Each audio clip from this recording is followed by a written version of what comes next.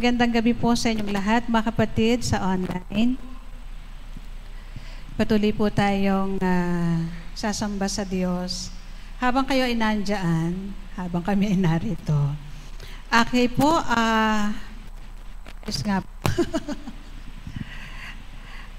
ang atin pong pag-aaral ngayong buwan ng October ay nalagyan po natin ng series Work for the Lord. Ang atin pong talatang pagbabatayan, Efeso, chapter 5, 15 at 16. Ang sabi dyan, kaya't mag-ingat kayo kung paano kayo namumuhay. Mamuhay kayong tulad ng matatalino at di tulad ng mga mangmang. Samantalahin ninyo ang bawat pagkakataon na tayo ay makagawa ng mabuti sapagkat punong-puno ng kasamaan ang daigdig ngayon. So mga kapatid, yan po yung ating pagsasalusaluhang pag-aaral sa buwan po na ito ng October. Work for the Lord. Nakikita po ninyo yung nasa harapan natin. Nakikita naman po ninyo, nababasa rin naman po ba ninyo? Malamang po ay hindi. Ano po yan? Kailangan nyo ng magnifying lang. Hindi po, nagpagawa po ako ng bagong tarpaulin. Hindi ko lamang po na ipadikit. Mamaya didikit po namin pagkatapos ng service. Titignan po natin, ano po ba yung dahilan? Bakit tayo ay mga anak ng Diyos? Bakit Sunday, sasamba tayo sa Diyos? May Wednesday pa. May mentoring pa ng mga Friday. Saan ba tayo gumagawa? Saan ba tayo nagtatrabaho? Ano po ba yung dahilan ng Diyos? Bakit po tayo pinili niya, ginawa niyang anak, tapos eto tayo ngayon, nagtatrabaho pala tayo? Opo, nagtatrabaho po tayo para sa atin pong Panginoon. Ang akin pong topic tonight ay knowing the time. Knowing the time, yan po yung ating pag-aaralan. At ang atin pong mga talatang pagbabatayan, nakatala po sa Roma 3, 11 hanggang 14. Aanyayahan ko po kayong tumayo bilang paggalang sa pagbasa po sa salita ng ating Panginoon. Hindi ko po alam kung basa ninyo. Ang sabi po dyan, gawin ninyo ito dahil alam ninyong panahon na upang gumising kayo. Ang pagliligtas sa atin ay higit ng malapit ngayon kaysa noong tayo'y unang sumampalataya sa Panginoon. Namamaalam na ang gabi at malapit ng lumiwanag. Layuan na natin ang lahat ng masasamang gawain at italaga natin ang ating sarili sa paggawa ng mabuti. Mamuhay tayo sa liwanag at huwag guguli ng panahon sa magulong pagsasaya at paglalasing, kalaswaan, kahalayan, saalitan at inggitan. Verse 40 ng Panginoong Jesucristo, ang paghariin ninyo sa inyong buhay at huwag ninyong sundin ang mga hilig ng laman. Pinagpala po ng Panginoon ang kanyang mga salita. Manalangin po tayo, Panginoon. Binasa namin ang iyong mga salita. Ngayon po, maririnig po namin ito. Buksan mo po ang aming puso, ang aming pandinig. Magsalita ka po, makikinig kaming lahat. Sa pangalan ni Jesus. Amen. Wala po bang wireless? Konting galaw ko lang, umaangal na to. Sige po, pwede na po kayong umupo. Marami pong salamat. Sensitive. Okay po. Meron pong isang pasyente. Nakaschedule po siya sa isang stress test. Alam po niyo yung stress test? Ako hindi ko alam yun. Naka-schedule po siya sa isang stress test. Ngayon, ang sabi po ng doktor niya, babalik siya sa hospital ng 1:00 ng hapon. Ito po ay sa Amsterdam Memorial Hospital. Ngayon, a day before, nung kanya pong stress test, ay tumawag po yung yung secretary po ng cardiologist. Ngayon, ang sabi po sa kanya ay 11 yung kanilang schedule. Ngayon, nagulat po itong patient na kailangan pumunta sa hospital at magpa-stress test kasi po, yung doktor nga nagsabi sa kanya ng 1:00, tapos itong hindi naman talaga yung kanyang doktor, 11. So, tumawag po siya kaso naka-lunch yung secretary po na nagbigay nung 11. Ngayon, dahil hindi po siya nagkaroon ng assurance, ang ginawa po niya, pumunta po siya ng maaga. Pumunta siya ng before 11. Pagdating po doon sa hospital, ang sabi po sa kanya ng receptionist ba tawag doon, hindi ko alam, ay inaasahan siya ng doktor ng 1:00. Ngayon, yung stress test, talagang na-stress po siya kasi ang aga niyang dumating. Kasi mali yung kanyang oras na hinawakan na pupunta siya sa doktor. Hindi niya talaga alam, hindi niya assured kung ano talaga yung oras ng kanyang appointment. Maraming pagkakataon sa buhay po natin na nagkakamali po tayo. Hindi po ba? Madalas sa oras. Minsan ang alam po nating appointment, 9:00, 11:00 pala, 1:00 pala. Or kung minsan, yung appointment po natin ng 9:00 ng umaga, titingnan natin ang ating orasan, naku, 11:00 na. Pagdating po natin sa appointment natin, parang ang aga pa, yung pala yung orasan natin, huminto, wala ng battery. Di po ba? So, kung minsan, may mga pagkakataon na yung orasan na inaasahan nating tama, mali, no? Minsan wala palang battery o minsan nakalikot pala ng bata, so hindi na tama yung kanyang oras. Kaya madalas tayo po ay namamali, nalilate o napapaaga sa mga schedule po natin. Subalit, kung titignan po natin, kaya po tayo nakatingin sa oras kasi meron tayong kailangang ma-fulfill na commitment. Di po ba? So madalas, inaasahan nating tama yung ating mga tinitingnang oras o yung schedule na ibinigay sa atin. Kasi ang totoo, kailangan po tayong ma-fulfill doon sa nakatakdang oras. Yung atin pong mga talatang binasa, ang atin pong mga binasang talata, kung titignan po ninyo yan, ay tumutukoy po siya sa knowing the time. Minsan, nakakaligtaan po natin yung oras. Minsan nga, hindi na tayo nakakakain sa tamang oras. Di po ba? Kasi, tanghali na pala. Sobrang dami natin ginagawa. Sobrang dami ng customer. Sobrang dami po nating kabisihan. Yung oras ng lunch, yung oras ng iba po nating dapat gawin, nakakalimutan po natin. Pero nais ko pong banggitin po sa inyo ngayong gabi, mga kapatid. Nakakalimutan natin madalas yung mga oras, but God, He keeps on time. Ang Diyos po ay laging on time. Hindi po siya nahuhuli, hindi po siya napapaaga. At siya po ay nagtatrabaho doon sa inilagay niya, itinakda niyang panahon para sa tao. Nagtatrabaho po ang Diyos hanggang sa ibinigay niyang panahon para sa atin. Kaya kung titignan po ninyo, tayo pong mga anak ng Diyos, kailangan po nating maging aware kung ano ang ating ginagawa bilang isang anak ng Diyos. Kaya po sa atin pong mga talatang pinagbinasa, dito po makita po natin sa mga passages po na yan, ano nga po ba ang gusto kong ihatid o gusto pong ihatid sa atin ng Panginoon. 2 bagay lang po, mga kapatid. Kaya wag po kayong matutulog. It's not time to sleep. Okay po? Ang una po, it is time to wake up. Meron po tayong oras ng matutulog tayo, di po ba? At meron po tayong oras na tayo po ay gigising. Dito po sa ating unang bahagi ng ating pong pag-aaral, it's time to wake up. Ang sabi po ng verse 11, gawin ninyo ito dahil alam ninyong panahon na upang gumising kayo.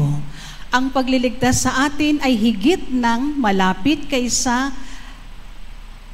ngayon kaysa noong tayo'y unang sumampalataya sa Panginoon. Basahin po natin sa English. You must do this because you know that the time has come for you to wake up from your sleep. Si Apostol Pablo po ay nagsasabi po dyan na it's time to wake up. Yung pong knowing the time, hindi po tinutukoy po dyan ni Pablo yung halimbawa today, October 1, 2025. No? Instead, ang kanyang tinutukoy po dito, this is our era o age na sa ating buhay, kailangan po nating gising. Lahat po tayo pwede nating sabi, Jack, gising po kami. Pero tingnan natin kung ano po bang ibig sabihin ng talata na binanggit po dyan. Opo, bilang isang Kristiyano, bilang isang church, bilang isang kalipunan ng mga anak ng Diyos, tayo po ay nasa loob ng church, pumupunta sa church, umuuwi, babalik po sa church. Pero, are you sure na kayo po ay mga gising? Sigurado po ba kayo na tayo po ay gising? Sapagkat yung talata po na yan na nagsasabi po sa atin, ang sabi po ni Pablo, ito po yung panahon na tayo po ay dapat gumising sa ating pagkakatulog.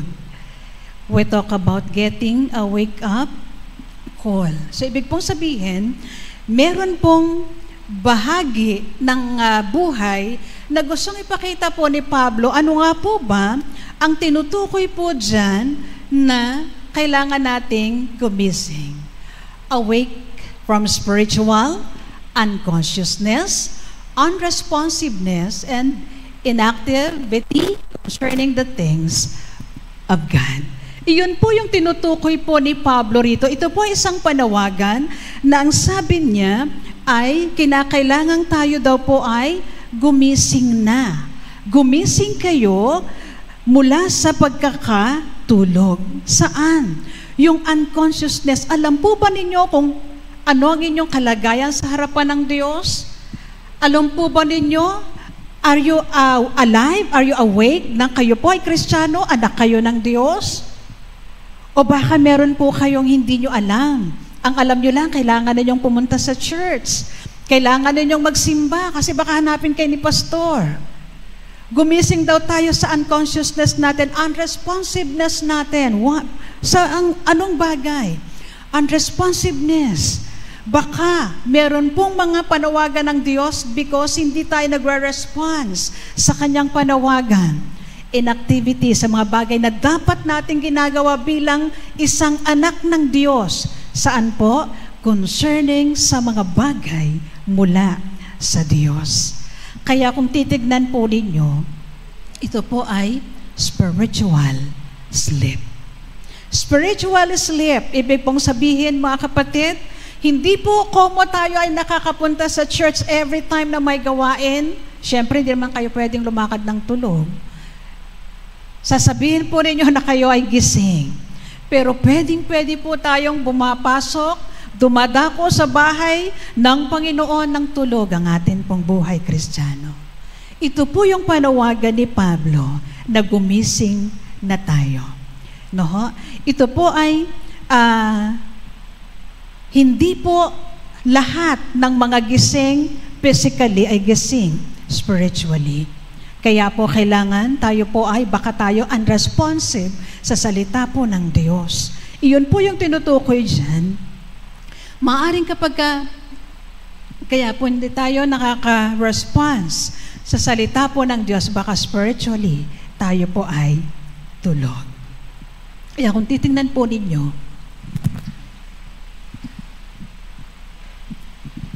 when we awake or when we wake up, we show godly ambition and we seek to do God's will and we don't waste time.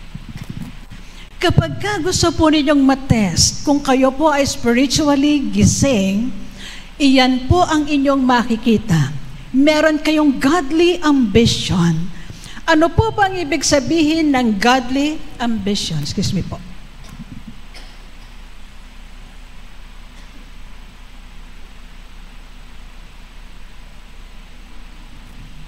Ano nga po ba yung godly ambition?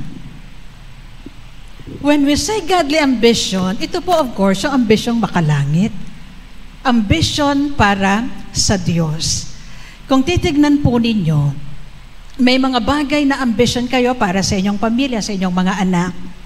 Maaring kayo po ay nagsisikap na makatapos sa pag-aaral ng mga anak nyo kasi may ambition kayo sa kanila. Kapag harap po tayo sa ating Diyos, sa ating buhay sa harapan ng Diyos, meron po ba tayong ambisyon para sa Diyos? Meron po ba tayong ambisyon para sa atin pong Panginoon? Kaya ang sabi po sa Efeso, I think hindi ko po inilagay dyan, basahin ko na lamang po. Ang sabi po sa Efeso 5:14 hanggang sa sumusunod, at nalalantad ang lahat dahil sa kaya sinasabi, gumising ka, ikaw na natutulog. Bumangon ka mula sa libingan at liliwanagan ka ni Kristo. Kaya't mag-ingat kayo kung paano kayo namumuhay. Mamuhay kayong tulad ng matatalino at di tulad ng mga mangmang. Samantalahin ninyo ang bawat pagkakataon na kayo nakagagawa ng mabuti sa pagpuno ng kasamaan ang daigdig. Huwag kayong maging hangal. Unawain ninyo kung ano ang kalooban ng Panginoon. Huwag kayong maglalasing sapagkat mauwian sa magulong pamumuhay. Sa halip ay dapat kayong mapuspos ng Espiritu. Yung puspos ng Espiritu o yung buhay na puspos ng Espiritu Santo, meron po tayong godly ambition. Ano nga po ba yung ating godly ambition? Nangarap po ba kayo na isang araw, hindi lang kayo nakaupo dyan, magiging leader din kayo ng mga kapisanan? Nangyari po yung election natin last Sunday sa atin pong mga kapisanan. Meron na po tayong mga bagong kapisanan heads, kalalakihan, kababaihan, young married. Why what? Alam po ninyo, bago po kayo nasalang, bago po nagkaroon ng election, inayos po ng COMELEC o Commission sa Election yung mga nominees. Naglagay po kami ng araw para mag-nominate kayo ng mga pangalan. Dumalangin po tayo sa Diyos, dumalangin po kami sa Diyos. Nangyari po yon. Hindi po madali. Maraming mga tumanggi sa amin. Maraming nagsabing yes o maraming nagsabing iba na lang, next time na o sa iba naman. Yun po yung kanilang mga sagot. So ano man po yung mga desire ng puso ninyo, ano ang inyong ambisyon bilang isang anak ng Diyos? Maring hindi po kayo nalagay sa mga posisyon, pero kaya po nating mangarap, kaya po nating maglagay, magkaroon ng ambisyon para sa ating Panginoon. Ano po yon? Yung hahanapin natin kung ano ang kalooban ng Diyos at hindi natin sasayangin ang ating mga oras. Tingnan po natin sumunod. Nasabi dyan, when we wake up, we examine our lives. Sino po sa inyo ang nakatingin sa Panginoon? Tingnan ang puso ko. Lagi po nating ipinapacheck ang ating buhay sa Diyos. Kung merong mali, kung may kasalanan, o kung merong alam tayong nagawang mali, hinihingi natin ng tawad. Tama po?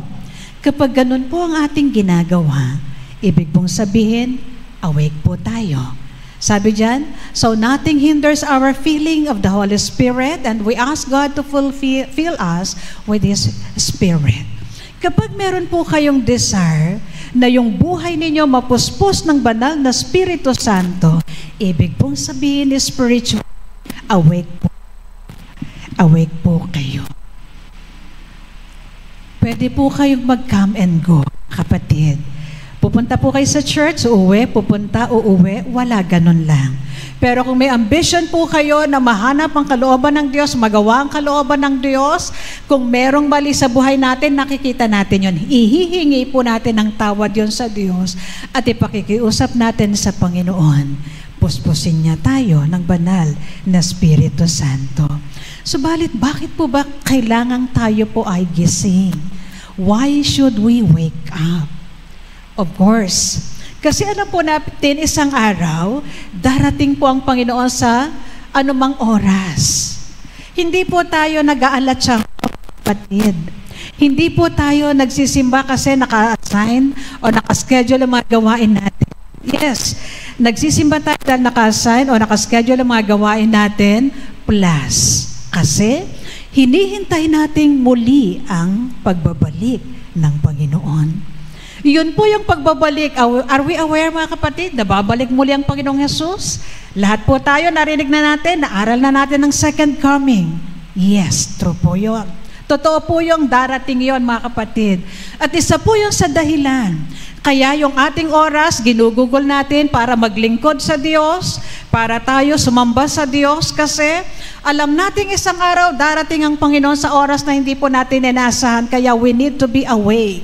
Kailangan po nating tayo po ay gising. Kung maalala po ninyo yung story nung 10 virgin, yung 10, yung 5 matalino, yung 5 mangmang, yung 5 may langis na extra, dumating yung ikakasal o ang Panginoong Jesus sa oras na hindi inaasahan, meron silang ilawan. Yung 5, namatay na yung ilaw nila, hindi sila nakapasok, nakasama sa pagsundo ng Panginoon. So, kailangan po nating maging gising kasi po, ang Diyos ay darating sa anong oras na hindi po natin inaasahan.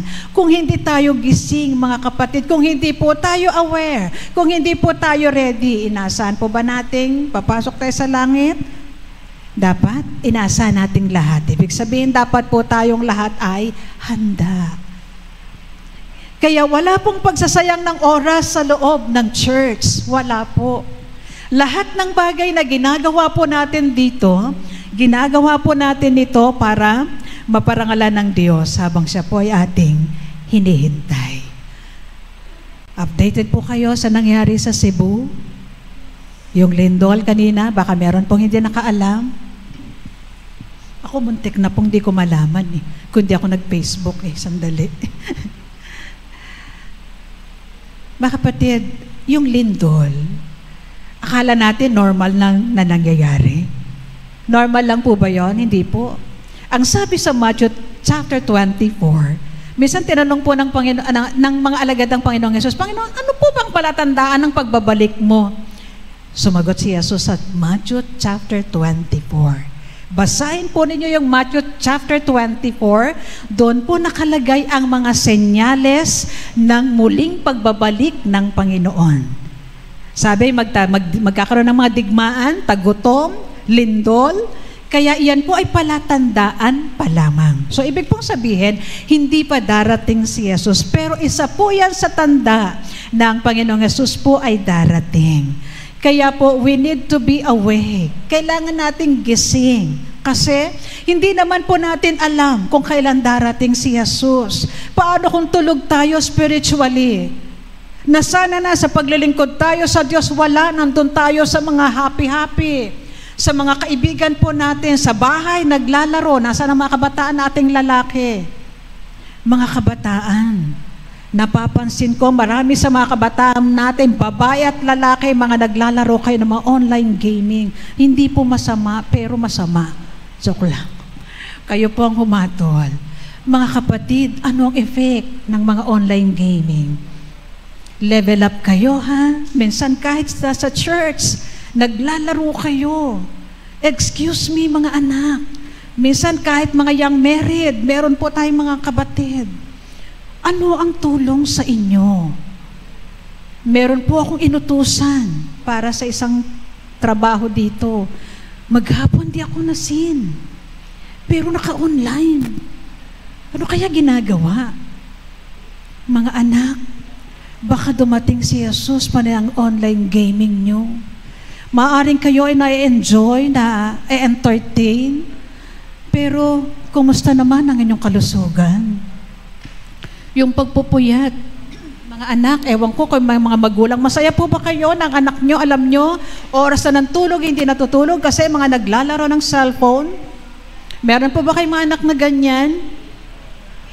Marami. Mga anak, alam ninyo yung mga gawa ng mundo. pakana ni Satanas para masira ang inyong kalusugan. Hindi nyo ba alam na yung pagpupuyat ninyo sisira sa kalusugan ninyo? Alam ba ninyo na hindi lang matatanda ang dinadialysis ngayon? Siyempre, yung mga puyat, minsan kung ano mga kinakain din, walang ingat. Pabata ng pabata ang mga dinadialysis, mga anak. Bunga ng mga kawalan ng ingat sa pamumuhay araw-araw. Alam po ninyo, sa mga pinagdaanan kong destino, nung una lahat galit sa akin ng YWAP eh. Galit lahat sa akin. Kasi matagal na po yung mga online gaming niya. Sa lahat ng mga destino ko, binabantayan ko po yan, lalo na yung nasa LAM. Sa lahat po, sa LAM, nag-record ako sa kanya, walang maglalaro ng online gaming. Hindi pa po ako nagsasalita sa LAM dito. Manda kayo.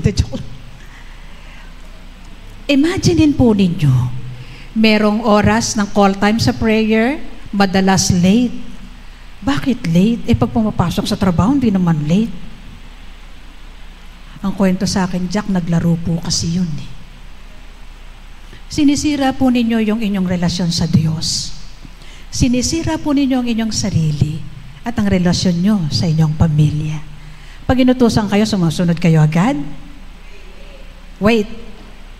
Diba? O yung wait, saan napupunta? Si mama na lang gagawa.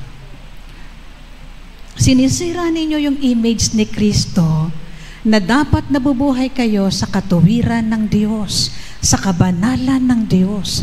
Excuse me, inside the church, nilalaro nyo yung online gaming na yan.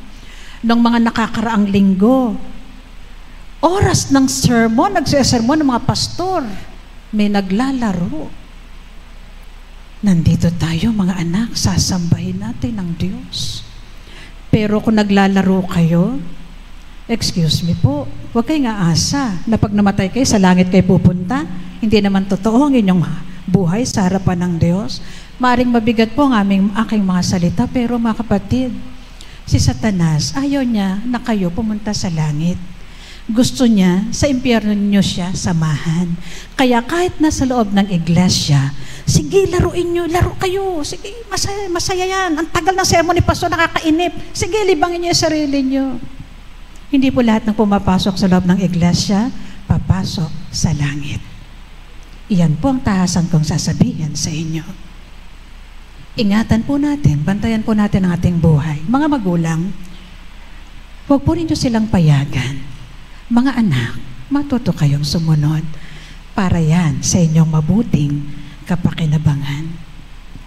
Meron kayong spare time, pwede doon. Pero inuubusin po ninyo yung oras nyo, pati yung oras ng pagkain nyo, pagtulog nyo, pag-aaral ninyo, pagtatrabaho ninyo, paglilingkod ninyo sa Diyos, nakawin po niyan. Mga kapatid, wake up. Gising na kayo. Kasi hindi ko mo na sa loob kayo ng church. Pag namatay kayo, papasok kayo sa langit. Sorry kung mabigat ito, pero iyan po ang totoo. So it's time to wake up. Pangalawa, time to walk. It's time to walk. And ang sabi dyan, sa verse 13 po ang ating verse,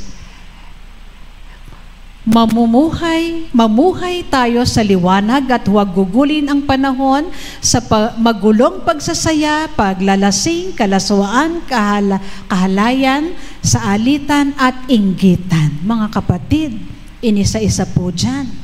Kung tayo ay may ginagawang kalaswaan, paglalasing, yung pagsasaya po dyan, hindi yan pagsasaya sa pagsamba sa Diyos, ha? Yung pagsasaya ng mundo, inuman, sayawan, kantahan, na makalupa. Magulong pagsasaya, sabi kalaswaan. Mga anak, ang ating Facebook, isang click lang. Kaya ninyong manood sa ng mga pornography. Kaya ninyong i-entertain ang inyong mga paningin, ang inyong mga mata. Pero, tandaan po ninyo, kabilang yan dyan. Sabi, kalaswaan, kahalayan, alitan at inggitan. Mga kapatid, kapag aaralin po ninyo ang Biblia, kapag iisa-isahin po ninyo ang salita po ng Diyos, andyan iniisa-isa din po ng Diyos yung dapat hindi natin ginagawa. Kaya po, sa atin pong paglilingkod sa Diyos, dapat maglingkod talaga tayo sa Diyos. Hindi po kayo maglilingkod sa amin. Yes, kami po yung maaaring nag-a-assign sa inyo, pero ang number 1 pinaglilingkuran po ninyo ang Diyos. Hindi naman po directly nakapagsasalita sa inyo ng Diyos, itong gawin nyo, itong dapat ministry sa loob ng church. Kami po yung tinawag ng Diyos para doon. At lahat ng inyong pagtugon sa amin, pagtugon po ninyo sa Diyos. Kaya kung titignan po ninyo dyan, our work refers to our conduct. Conduct inside your job, your work, your school, sa mga schools, sa inyong tahanan, sa inyong pamilya, inside the church, sa lahat ng mga lugar kung saan tayo nandoon. Yan po yung tumutukoy doon sa ating paglakad. It's time to walk. Refers to our attitude. Ano tayo sa harapan ng Diyos, sa gitna ng mga tao sa ating paligid, especially kung mga unbelievers ang ating mga kasama. Kaya po ninyong magmura kapag hindi Kristiyano ang inyong mga kasama. Kaya, nagagawa nga yan minsan. Pero mga anak, kahit hindi Kristiyano ang mga iyon, ikaw, Kristiyano ka. Kaya po ninyong magsinungaling kapag hindi mga Kristiyano ang inyong mga kasama. Kaya po ninyong mang-away, kaya po ninyong manlait. Pero, ang sabi po ng salita ng Diyos sa atin, it's time to wake up, to walk. Mabuhay tayo o lumakad po tayo sa katuwiran po ng atin pong Panginoon. Kaya kung titignan po ninyo, ay hindi po tayo basta tao. Yes, tao po tayo, pero nang tinawag po kayo ng Diyos na maging anak niya, dahil hindi naman po lahat tinawag po ng Diyos, hindi lahat napabilang sa pamilya ng Diyos, pero kayo, tayo, mapalad po tayo sapagkat tayo po ay kabilang sa pamilya ng Diyos. Kasi po 2 pamilya lang meron po, pamilya ni Satanas at pamilya ng Diyos. Si Satanas po, impyerno lang yon, wala nang iba. Pero ang Diyos, isa lang din naman po, sa langit lang po iyon.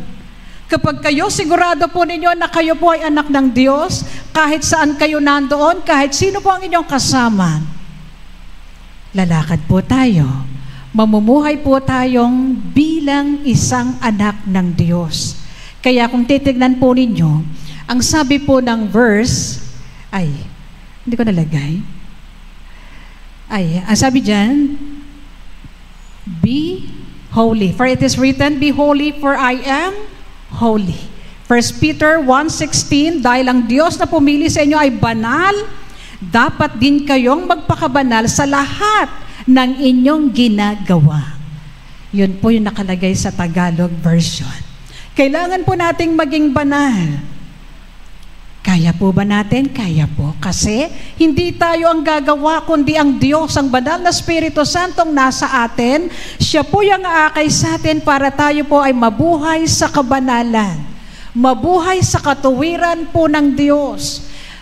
Tinawag po tayo ng isang banal na Diyos. Hindi po pwedeng hindi tayo banal kung tayo po ay mapapabilang sa Kanya. Kailangan tayo po ay mabuhay sa kabanalan sapagkat banal po ang tumawag po sa atin. Mga kapatid, hindi ko po alam kung merong pagkakataong naisip pa ba ninyo o naipagpipray po ba ninyo, Panginoon, akayin mo ako sa buhay na banal. Akayin mo ako sa buhay na banal. I-include po ninyo yan sa bawat prayer nyo every morning. Na gawing banal ng Diyos ang ating mga labi, ang ating sinasabi. Hindi ko sinasabing hindi kayo magagalit. Pwede po tayong magalit nang may kabanalan, na namumuhay pa rin tayo sa kabanalan.